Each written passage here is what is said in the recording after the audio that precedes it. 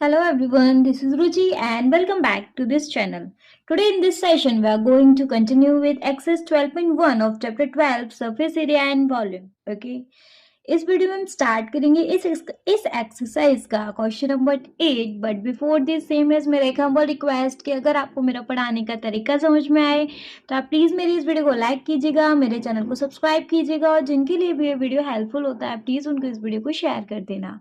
Okay तो बिना इस वीडियो को लेंथी किए अपने क्वेश्चन नंबर 8 को देखते हैं और क्वेश्चन नंबर 8 है हमारा.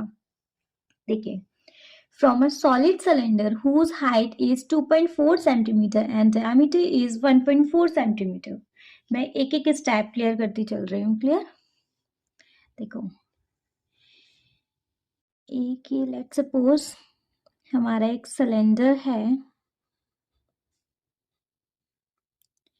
जिसकी कि आपको हाइट दी हुई है 2.4 सेंटीमीटर और इसका डायमीटर दिया हुआ है कितना है 1.4 centimetre. Clear? A conical cavity of a same height and same diameter is hollowed out. अब क्या किया गया कि इसके अंदर हमने एक कॉनिकल कैविटी को डिग किया. क्लियर? लाइक ऐसे जिसकी हाइट भी यही है और डायमीटर भी यही है. Clear? Find the total surface area of the remaining solid to the nearest centimetre square. देखो, आपको इसका टोटल सरफेस एरिया निकालना है. कैसे निकाल सकते हैं? इसमें से इतना पार्ट डिग कर दिया है, ठीक है, तो ये पार्ट इसका निकाल के सिलेंडर में से डिग आउट कर दिया है, बाहर निकाल दिया है. क्लियर? अच्छा जी, कैसे कर सकते हैं? देखो, हमें इसका कलर चेंज कर लूं. टीएसए ऑफ सॉलिड निकालना है ना. कैसे निकाल सकते हैं? हम सीएसए ऑफ सिलेंडर यूज कर सकते हैं क्योंकि सीएसए का रूल क्या होता है कि सीएसए में हम टॉप और बॉटम इंक्लूड नहीं करते हैं. टोटल सरफेस एरिया में टॉप और बॉटम भी इंक्लूड होते हैं लेकिन कर्व सरफेस एरिया में टॉप और बॉटम इंक्लूड नहीं होते. तो इसका टॉप तो है ही नहीं, खुला हुआ है. इसका बेस है लेकिन, है ना, तो हम इसके बेस को अलग से ले लेंगे एरिया ऑफ सर्कल लगा के, क्योंकि बेस सर्कुलर शेप में ही तो है ना, तो एरिया ऑफ सर्कल लगा के हम इसके बेस को अलग से ले लेंगे. तो हम सीएसए ऑफ सिलेंडर यूज कर लेंगे और इसका बेस बचा है सिलेंडर का, तो भाई एरिया ऑफ बेस लगा देंगे, मतलब एरिया ऑफ बेस या एरिया ऑफ सर्कल, है ना. अच्छा जी, अभी कोन का ये पार्ट तो निकल गया लेकिन इसकी एक कर्व्ड तो है ना, तो हम इसको भी तो यूज करेंगे ना, है ना. तो हम इसके लिए भी सीएसए ऑफ कोन ले सकते हैं. इसका भी टॉप नहीं है, खुला हुआ है, ये बेस बंद है ना. ये ऐसा है लेकिन ये ऊपर का पोर्शन तो खुला हुआ है, तो हम इसको इंक्लूड ही नहीं करेंगे, है ना. तो हम यहाँ ले सकते हैं सीएसए ऑफ कोन, है ना, सीएसए ऑफ कोन. क्लियर हुआ ये स्टेप? हमने तीनों चीज क्यों लिए? सीएसए इसलिए यूज कर सकते हैं जहां हम टॉप और बॉटम इंक्लूड नहीं करते हैं वहां.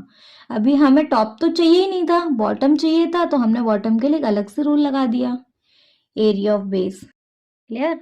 चलो रूल पुट कर लेते हैं. सीएसए ऑफ सिलेंडर होता है हमारा 2πRH plus area of base होता है हमारा πr² plus CSA of cone क्या होता है πRL. क्लियर? ये चीज क्लियर है ना. देखो, पहले मुझे इसमें से कुछ कॉमन दिख रहा है तो मैं कॉमन निकाल लूं. अगर आपको नहीं निकालना है तो आप डायरेक्ट सॉल्व करके भी कर सकते हो. बस अब यहाँ से वैल्यू पुट करके सॉल्यूशन निकालना और कुछ नहीं है. यहाँ क्या बच गया? πr निकाला तो यहाँ बच गया 2h. यहाँ से क्या बच गया? एक ही r बचा है बस, और यहाँ πr निकाल लिया तो यहाँ बच गया हमारा l. क्लियर हुआ ये लाइन? चलो वैल्यूज लगाते हैं. 22/7. r कितना है?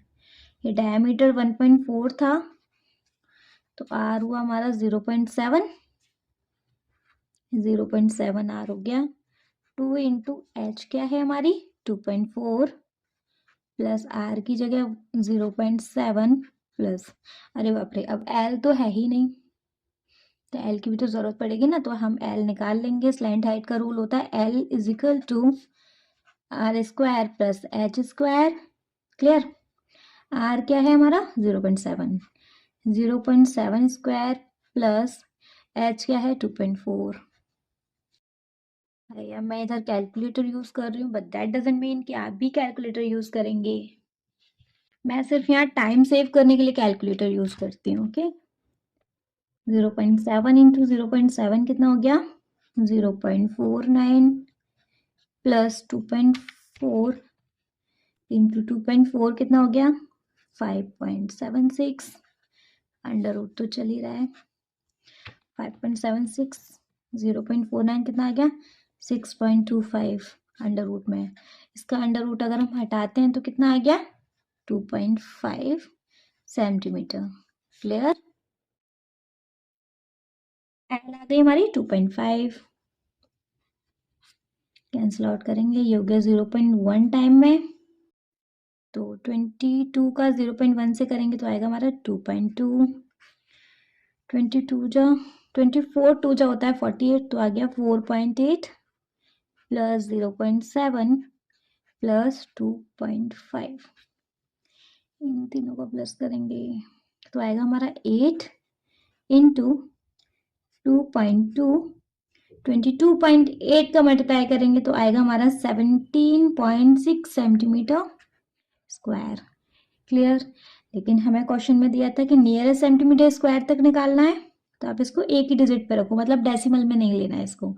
अगर ये पीछे वाली डिजिट 5 से कम होती तो हम इसको 17 रहने देते, लेकिन अगर ये 5 से ज़्यादा है तो ये हो गया हमारा 18 centimetre square. Clear? Any doubt? But still अगर कोई डाउट होता है तो आप प्लीज़ मुझे कमेंट सेक्शन में कमेंट करके ज़रूर पूछना। Thank you so much.